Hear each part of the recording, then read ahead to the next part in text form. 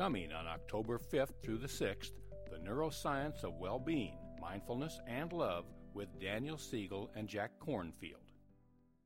Jack Kornfield has integrated Buddhist teachings with Western psychology. The deeper meaning of love, which we all know, we know it as much as we know our own breath.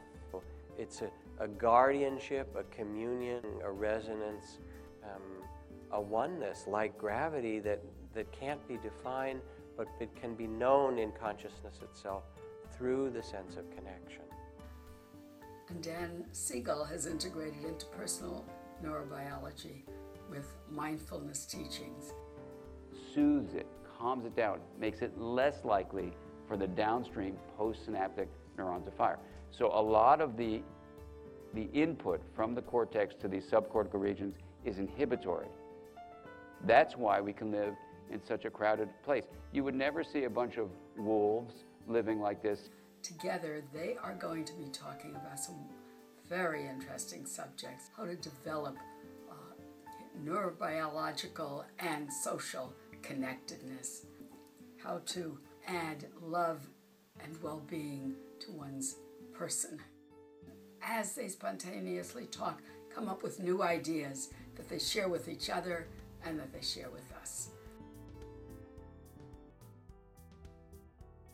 The lesson from that experience is just that it can happen to any of us, but if you have leftover garbage in your life that you haven't reflected upon, and especially if you have unresolved trauma, I think people with leftover issues, especially unresolved trauma or grief, are especially prone to the low road being especially toxic for everyone.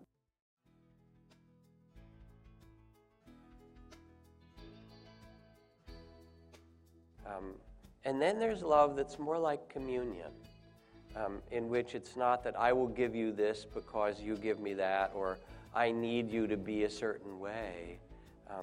It's the love that feels the natural connectedness and can honor